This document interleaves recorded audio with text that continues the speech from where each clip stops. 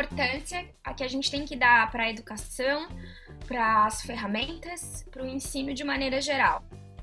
Neste episódio, Marília Nascimento Oliveira, uma Google Educator e também uma das líderes do grupo de educadores Google de Tubarão, fala sobre algumas novidades que estão chegando no Google Meet, além da experiência de utilizar tecnologia em sala de aula e das aulas digitais durante a pandemia. Sou Fernando Pitt e esse é o podcast Classe Tech, onde educação e tecnologia são as temáticas norteadoras dos nossos episódios. E desde já te convido a assinar nosso feed para não perder nenhuma publicação e também para indicar este podcast para todos os seus amigos e nos ajudar a levar este conteúdo para mais pessoas. Marília, desde já agradeço a sua disponibilidade em participar aqui do podcast Classe Tech. Para quem não lhe conhece ainda, poderias falar um pouquinho quem é a Marília e por que ela é uma apaixonada no uso da tecnologia em sala de aula a favor do aprendizado dos nossos alunos? Oi, Fernanda, tudo bom? Tudo bom para todo mundo escutando? Então, é um pouco difícil falar sobre si mesma, mas a Marília gosta muito de física, ela é licenciada em física, fez algumas especializações, terminou esse ano o mestrado em física e conheceu, acho que a gente vai falar mais sobre o assunto, mas conheceu as tecnologias há uns 2, 3 anos atrás, as tecnologias de ensino, e acabou se apaixonando, trabalhando com as ferramentas Google for Education e de outras plataformas também. Descobriu como é gratificante utilizar a tecnologia nas aulas e ensinar outros professores a utilizar essas tecnologias.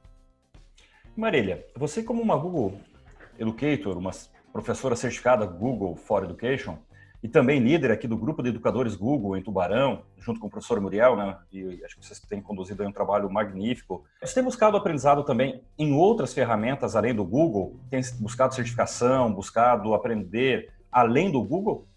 Então, a gente está sempre procurando novas coisas, né? O Google ele possui, só para esclarecer, 3 certificações. Então, são 2 níveis para professores, nível 1 e nível 2, que comprova que você tem essas ferramentas e sabe utilizar elas em sala de aula. E o último, o Google Trainer, o instrutor Google, que você está apto a fazer treinamentos e treinar outros professores. Quando eu terminei essa de trainer, então eu pensei, e agora? Como, querendo ou não, a gente utiliza outras plataformas da Microsoft e da Apple, eu fui atrás dessas certificações. Então, eu sou certificada Apple Teacher e eu tô fazendo treinamento do Microsoft Certified Educator, mas ainda tô no comecinho. E eu trabalho, às vezes, também fazendo a trilha de treinamento do Khan Academy, que é uma plataforma que tem aulas e exercícios de ciências, matemática, tecnologia, diversos cursos também tô chegando lá. Então, para você estudar pela internet, estudar através dos canais digitais não é nenhum problema hoje? Não, eu acho que tudo é uma questão de adaptação. Uma das facilidades, das melhores coisas que eu acho quanto ao ensino remoto é que nos facilita muito tu poder utilizar no tempo que tu tem disponível, né? Tá aguando de tarde, você pega e vai. Aí você não tem um horário fixo, é aquele compromisso que precisa estar. Você precisa ter o compromisso de fazer os testes, fazer os treinamentos, mas você tem uma facilidade muito grande de colocar ele nos momentos oportunos da sua vida, né? Do seu dia a dia. Muito mais flexibilidade, né? Com certeza. E Marília, quando a gente está falando em Google for Education, nós temos aí uma das ferramentas talvez a mais utilizada em todo o Brasil, talvez até em todo o mundo, que é o Google Classroom. Junto com o Google Classroom, hoje, durante a pandemia, existe a outra ferramenta, que é o Google Meet, que vem a proporcionar a possibilidade de a gente fazer as chamadas aulas síncronas, né? Que é colocar professor e alunos todos no mesmo ambiente digital, naquele mesmo horário, e permitir a interação entre eles. E dentro do Google Meet, existem outras ferramentas, como o Zoom, o Skype, Big Button, Webex, Messenger, Jitsi e tantos outros, né?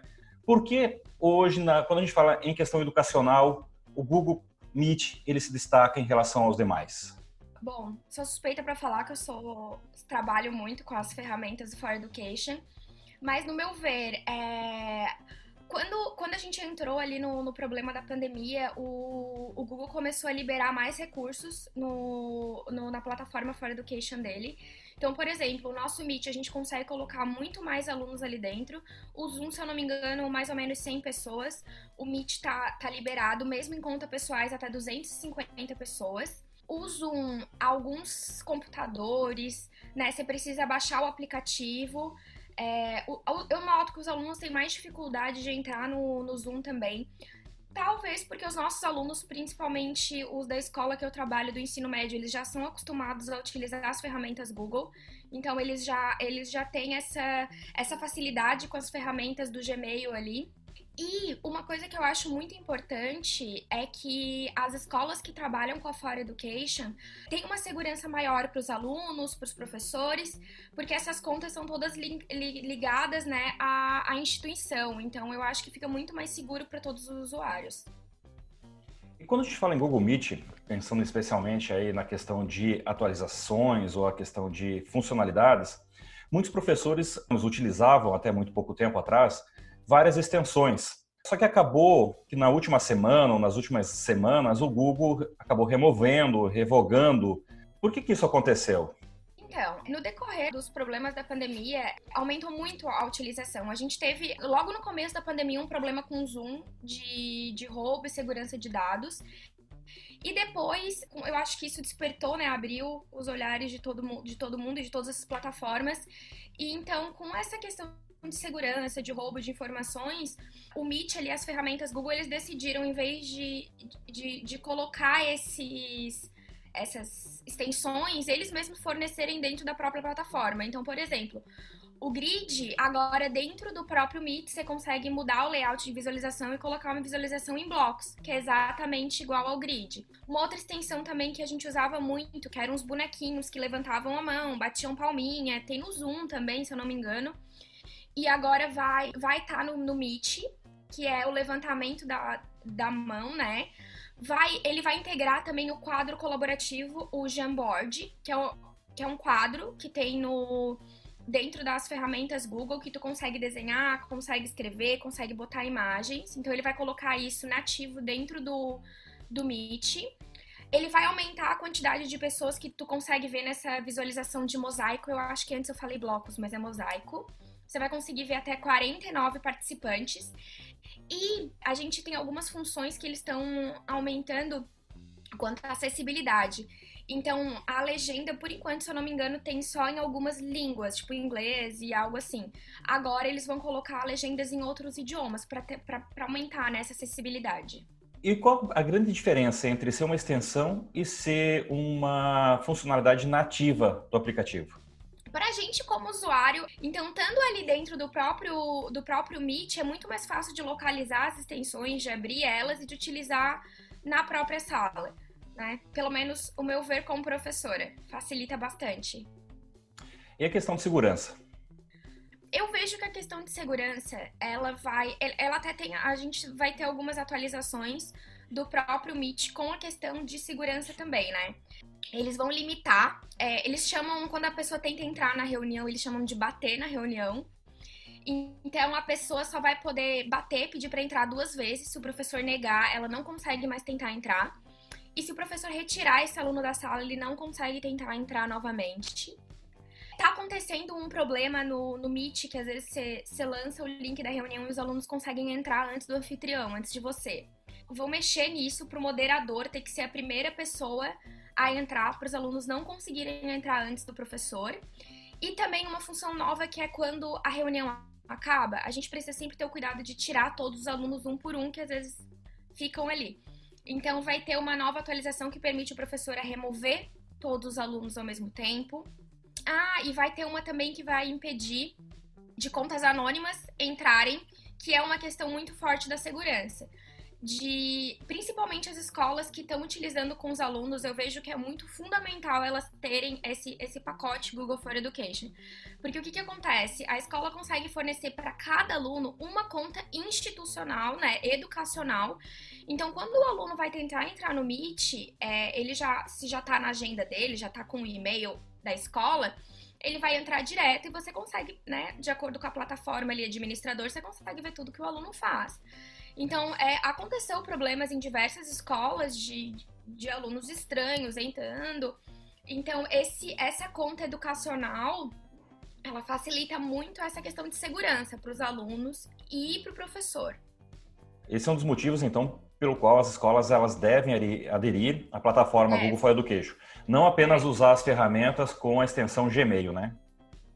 Não, é fundamental, né? Até porque, por exemplo, se você tentar criar uma sala de aula, um Classroom, com o seu e-mail pessoal, você vai receber uma mensagem perguntando se você está usando esse Classroom para dar aula, né? Você só pode fazer uma sala pessoal, com seu e-mail pessoal, se for, por exemplo, para você dar uma aula particular, ou se for, por exemplo, fazer um treinamento de uma empresa, né, com poucas pessoas e não para fins educacionais de escola. Eles mesmos já fazem esse aviso, né, para ter toda a segurança em torno dos alunos, ainda mais que diversas escolas têm alunos que são menores de idade. É uma política muito boa do Google de segurança para os alunos e até para os professores, claro. Marília, você tocou num assunto bem importante aí, que é a questão da segurança, voltando aí nessa questão de segurança, de salas de aulas que foram teoricamente invadidas. A gente sabe que para invadir uma sala de aula do Google, o cara tem que ser muito hacker, né? Ele dificilmente vai conseguir fazer isso. Como eles conseguem acessar essas reuniões, então? Então, aconteceram diversos problemas com relação a essas salas de aula do Google. Eu acho que como cresceu muito a utilização, eles não deram conta, entre aspas, de irem inovando nisso. Por exemplo, dentro da sala de aula, na página inicial da sua sala, tem um linkzinho que você consegue clicar ali direto e ele abre uma reunião ele já salva essa reunião. Esse link, por exemplo, não é legal de utilizar, porque ele ainda não está totalmente bem configurado e acontece esse problema do aluno entrar antes de você, digamos, e daí a reunião se torna dele. A gravação vai parar no drive dele. E é ele que vai começar a ter que aceitar as pessoas a entrar na sala. Então ainda tá acontecendo esse tipo de problemas. Esses problemas que tiveram nas aulas que foram invadidas, a maioria que eu tenho ciência, aconteceu porque o professor acabou aceitando o aluno na sala, né? Então o que acontece? Quando a gente faz uma reunião, né? Marca uma reunião, você tem a opção de criar só o link e colocar lá, e as pessoas, quando vão entrar, vai aparecer uma solicitação de autorização para você, né? Tipo, fulano está tentando entrar, você autoriza, né? Aceita ou não aceita? Mas quando a gente tem, por exemplo, essas contas educacionais, eu consigo ir lá na minha agenda e adicionar a minha turma, ou adicionar por e-mail os meus alunos. Então, quando eles vão entrar estando na conta educacional, nem passa por mim. Os alunos já entram direto porque, né, tá linkado à conta institucional.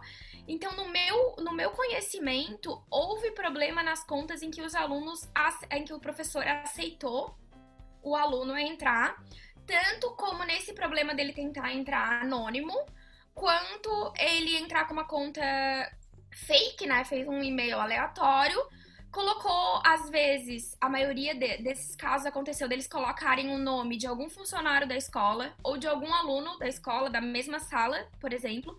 O professor inocentemente deixa esse aluno entrar e daí depois que ocorre todo o problema. Então, na verdade, existe uma polêmica muito forte aí, que as salas estão sendo invadidas e tudo mais, mas o que está acontecendo, então, na verdade, é mais a própria permissão do professor e a má intenção do aluno ou ao compartilhar o link com um terceiro, ou o próprio aluno se fazer parecer um terceiro e criar a polêmica e criar todo o transtorno dentro da sala de aula. Exatamente. Ele pega, cria uma conta aleatória, fake de e-mail. Quando ele vai entrar, o Google, o Meet, ele pergunta o nome dele, ele coloca o nome de um funcionário da escola, que a professora vai atuar, né? Por exemplo, você coloca o nome da diretora. Acho que a diretora tá passando para dar um recado, quer falar com alguém. Ou ele coloca o nome de um outro colega da turma, né? Coloca o nome de algum outro aluno. E o professor tá, né? Às vezes tá ali envolvido na aula, só acaba aceitando os alunos que estão entrando depois. E tá acontecendo esses problemas. O que é muito vantajoso essa atualização que eu falei, que a partir do momento que o professor te retirar da sala um determinado aluno, ele não consegue tentar entrar novamente. E também vai começar a ter vai bloquear essa permissão do aluno entrar em modo anônimo na sala de aula, né? Isso é muito bom. Marília, e você falou anteriormente a questão do Google hoje com algumas funcionalidades liberadas, né?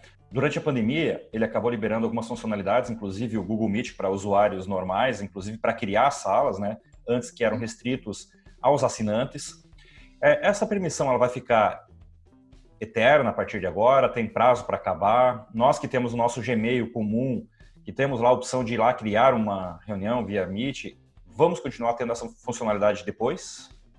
Então, a sala de aula especificamente, ela já funcionava antes no particular, né? Como eu comentei ali, com outras funções que não totalmente educacional dentro de uma escola.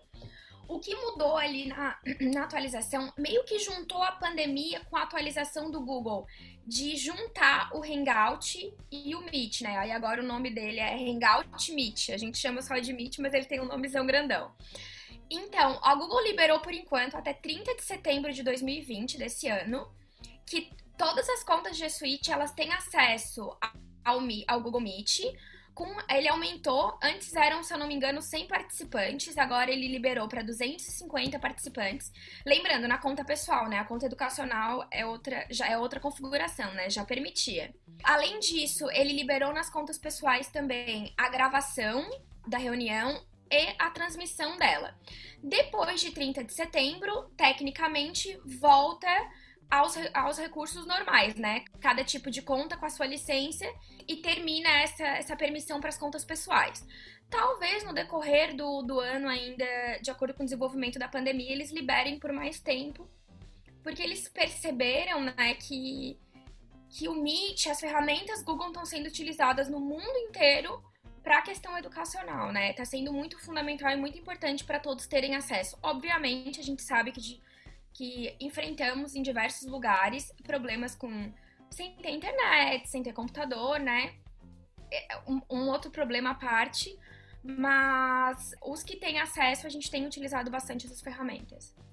Então a gente pode afirmar, né, Marília, que se nós não tivéssemos o Google Meet, não tivéssemos o Teams, o Zoom, entre outras ferramentas, com certeza a condução das aulas neste ano de 2020, por mais que tenha prejuízos, por mais que nós sabemos que existe regiões do planeta, inclusive da nossa cidade, né, escolas que não têm acesso, mas ela teria sido bem pior, né?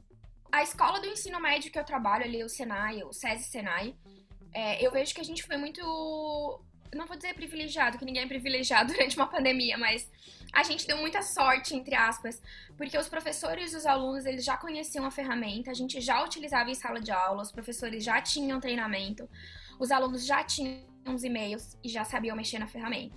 Então, pra gente foi uma transição light, foi uma transição mais tranquila. Temos problemas? Temos, mas eu vejo que os nossos problemas são muito pequenos perto das escolas que os alunos não tinham e não têm e-mail educacional, estão tendo que entrar com e-mail pessoal, que os professores não sabem mexer no Meet, não sabem mexer no Class, né?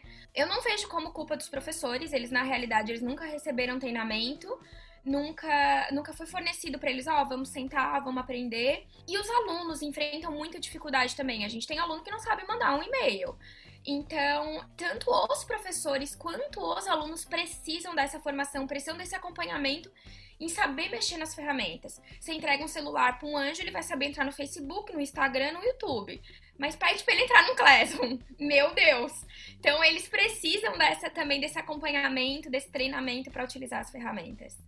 Eu gravei um episódio recentemente com o professor Muriel e também gravei um outro episódio com a professora Laura, em que ambos, de uma forma ou outra, falavam que hoje grande parte dessa dificuldade, quando a gente fala em escolas, fala em professores, às vezes passa até por um desinteresse do professor, ou porque ele nunca precisou, ou porque ele não dedicou um tempo para essa formação.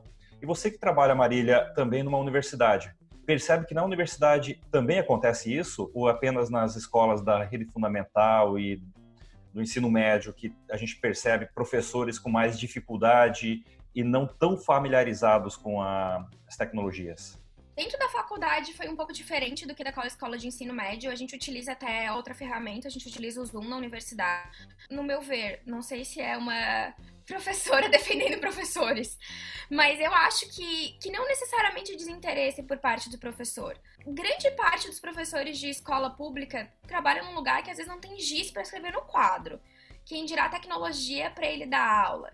Então, eu sei que eu sou privilegiada de trabalhar numa escola de ensino fundamental, de ensino médio, desculpa, que tem computador em todas as salas, que tem data show em todas as salas, que tem um sistema, uma rede de som em todas as salas.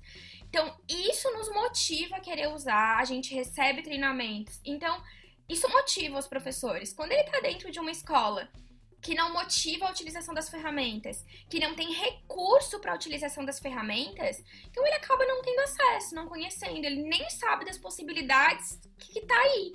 Obviamente, tem alguns professores que vão por conta própria conhecer, que vão atrás? Sim, sempre tem, como alunos que a gente leciona e ele vai atrás por conta própria para, né, aumentar o conhecimento dele. Mas eu vejo que agora, com a pandemia, o olhar sobre isso mudou radicalmente. Então, a gente pode esperar uma mudança muito grande quando voltar às aulas quanto à utilização de ferramentas dentro da escola. Dentro ali do grupo de educadores Google, por exemplo, a gente convidava escolas, professores para fazer treinamentos e às vezes eles não tinham interesse ou não queriam, não nesse momento. Então, apesar dos treinamentos serem todos voluntários, né? Era tudo gratuito.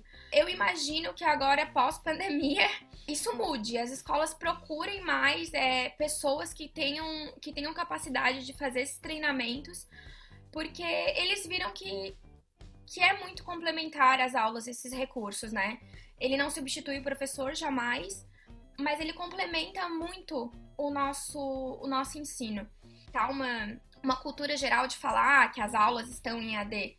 Eu sempre digo, gente, EAD é algo bem diferente do que a gente está fazendo. A gente está fazendo ensino remoto, né?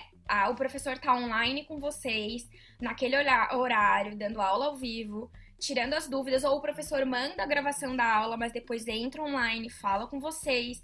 A gente se encontra no Classroom, a gente tem aula toda semana, então, né, a gente tem que diferenciar um pouco as coisas e saber que tá todo mundo tentando fazer o melhor nesse momento que a gente se encontra, né? Você já respondeu uma outra questão que eu ia te pedir, que é se você acreditava que os professores, depois disso tudo passar, eles estariam mais propícios, né, buscando até por iniciativa própria, sabendo de todas as dificuldades que a gente tem em algumas redes. Mas eu queria te provocar, então, numa outra questão, Marília. Bastante polêmica, e não existe certo ou errado, mas você acredita que depois disso tudo, a educação híbrida, o ensino híbrido, principalmente na educação fundamental e no ensino médio, talvez ter uma educação para um ensino híbrido, você acredita que isso pode acontecer? Pode ser legalizado depois disso? Eu vejo que vai mudar muita coisa. Eu não tenho certeza quanto a essa permissão, talvez em locais em que todos os alunos, em que o aluno, na maneira geral, tem acesso. Eu acho que a gente ainda enfrenta esse problema de acesso com os alunos. No ensino médio, eu vejo que a maior parte do problema seria o acesso e seria a disciplina do aluno em ter a maturidade de saber que ele tem que trabalhar mesmo estando em casa, que é uma das maiores dificuldades enfrentadas pela maioria dos professores nesse momento. É do aluno compreender que não é porque ele está em casa, que ele não precisa estudar, que ele não precisa fazer as atividades dele, que ele não tem que entrar na aula. Então eu vejo aí um problema de maturidade e de acesso. Os alunos do ensino fundamental, continuamos com os mesmos problemas, né, nesse sentido. E eu vejo que talvez eles precisariam de um apoio maior em casa da família, para eles conseguirem entrar nas ferramentas, fazerem as atividades.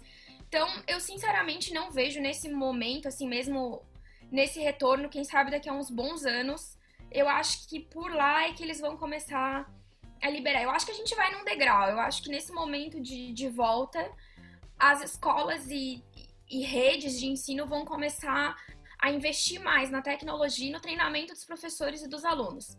Quem sabe no futuro a gente começa a ter esse ensino híbrido. Mas eu acho que tão cedo não. Você acredita que a educação volta a 100% presencial depois? Pelo menos na educação básica. Eu acho que sim. É um sistema muito bom, funciona muito bem os alunos quando estão na universidade, quando estão em especialização, mas eu não vejo isso no ensino médio e fundamental tão cedo acontecendo. Marília, e saindo um pouquinho agora das salas de aulas digitais, mas mantendo a temática tecnologia, e como é que você tem mantido as aulas de física digitais? Bom, eu tenho procurado sempre em todas as aulas, cada conteúdo novo que a gente vê, passar algo para os alunos que coloque esse conteúdo no dia a dia, coloque uma utilização desse conteúdo. Então, eu sempre utilizo alguma simulação ou algum vídeo de experimentos. A gente tem muito material pronto e muito material bom. Então, não necessariamente a gente precisa ficar produzindo experiências em casa, algo do gênero. Óbvio, é muito válido.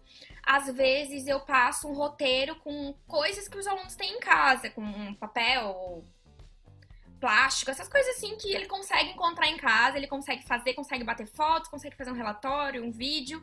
Então, a gente consegue manter essa experimentação, óbvio, né, numa escala muito reduzida, mesmo os alunos estando em casa.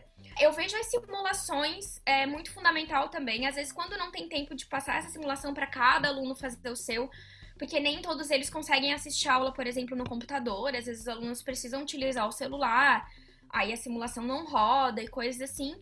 Então, nem que seja eu abrir a simulação no meu computador e mostrar para eles, né, compartilhar minha tela e mostrar para os alunos. Eu sempre procuro todos os conteúdos, passar essa vivência para eles. Ó, você vai conseguir encontrar aqui, a gente vai utilizar dessa maneira. Eu acho que é bem fundamental para eles compreender, né, que tá no dia a dia, tá na vida deles. E você indicaria alguma ferramenta, algum site, algum aplicativo, que até a gente pode deixar depois na descrição do episódio para quem tiver mais interesse? Eu gosto muito das simulações do FET Colorado. Ele tem simulações de física, química, biologia e algumas de matemática, se eu não me engano. São simulações bem intuitivas para os professores. Fazendo cadastro no site, você consegue até acesso a alguns roteiros. A maioria deles ainda em inglês, mas hoje o Google tá aí, traduz tudo pra gente, dá tudo certo. Tem um site que eu gosto de usar as simulações também, mas eu não sei se eu sei pronunciar ele. O nome dele é VASCAC, é VASCAK. Depois a gente deixa lá na descrição, que eu não sei falar o nome desse. Ele tem muita simulação, muito legal, e eles são todas simulações que abrem no próprio navegador, então o aluno não precisa baixar nada. Elas são todas em HTML. Tem um laboratório virtual da Pearson aberto, então tem vários vídeos e simulações também. O próprio material escolar dos alunos, dependendo, obviamente, da escola que a gente tá falando, né?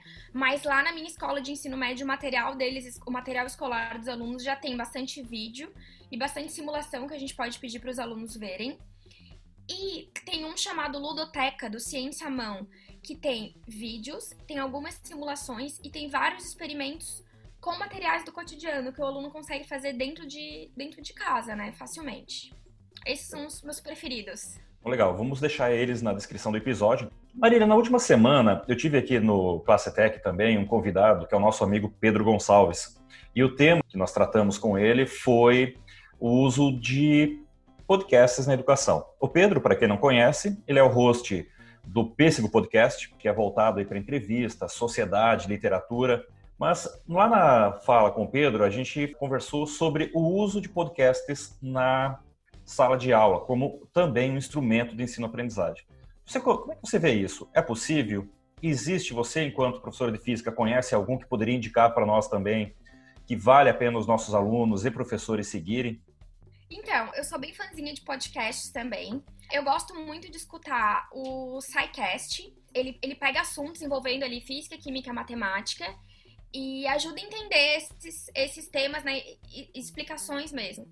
Quando eu vou passar para os alunos, eu sou bem fã de um chamado Fronteiras da Ciência, que ele pega um assunto de ciência e faz ali a curiosidade ali em cima, desperta a curiosidade sobre o que está acontecendo e ele faz a explicação. Esse Ciências Sem Fronteiras eu já indiquei alguns episódios para alunos verem quando encaixa com o tema das aulas. Existem alguns também que eu não recordo o nome, mas para quem está estudando para o vestibular, para quem está estudando para o Enem, ele trabalha com os conteúdos, né, não só de física, matemática, português, história, geografia, ensinando mesmo e né, para você ir relembrando os assuntos. Eu aproveito aqui também para convidar todos que nos ouvem a conhecer outros podcasts com as temáticas de educação e divulgação científica, que nós temos um grupo do WhatsApp aí, todos congregados pelo podcast Papo do Educador. Nós criamos lá dentro um Linktree, em que nós temos já 15 indicações de podcast, inclusive o Classe Tech é um dos que a gente indica. Eu vou deixar aqui também na descrição do episódio, é Linktree/podcast educação. Você vai ter acesso aí a pelo menos 15 outras indicações com os mais diversos temas, além do SciCast, além da Fronteira da Ciência, que não estão lá naquela indicação, mas também valem a pena serem consultados. E Marília, infelizmente já estamos chegando ao fim do nosso programa. Eu quero também deixar aí aberta a palavra para você fazer uma consideração final e também fazer um convite para conhecer os teus trabalhos, né? Eu sei que você tem algumas divulgações enquanto líder também do GIG, do Grupo de Educadores Google, você também faz alguns treinamentos, algumas divulgações. Marília. Eu queria agradecer ao convite. Sempre muito bom falar com você, falar com as pessoas sobre a importância que a gente tem que dar para a educação, para as ferramentas, para o ensino de maneira geral.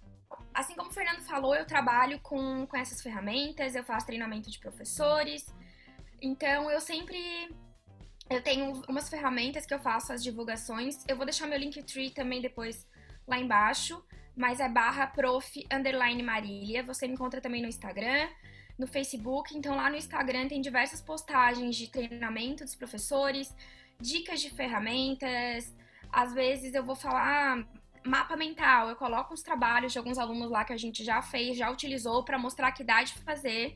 É possível, dicas de conteúdo que a gente consegue utilizar essas ferramentas. E tô sempre falando bastante sobre isso, sobre as ferramentas digitais e a experimentação no ensino, na física principalmente. Legal, Marília. Então, mais uma vez eu agradeço a tua disponibilidade. Também convido a todos os nossos ouvintes que quiserem conhecer um pouco mais e ter outros conteúdos como esse para visitar o blog fernandopitt.com.br. Não se esqueçam aí de seguir nosso feed, indicar o podcast Classe Tech para os seus amigos, compartilhar ele nas suas redes sociais. Se estiver ouvindo aí pelo Apple Podcast, deixar as estrelinhas e os comentários. Isso ajuda a Apple a divulgar e distribuir o conteúdo para mais pessoas. E também nos envie seus comentários e sugestões de novas pautas pelo e-mail fernando@fernandopitt.com.br. Marília, mais uma vez, muito obrigado. Obrigada também. E um grande abraço e até a próxima.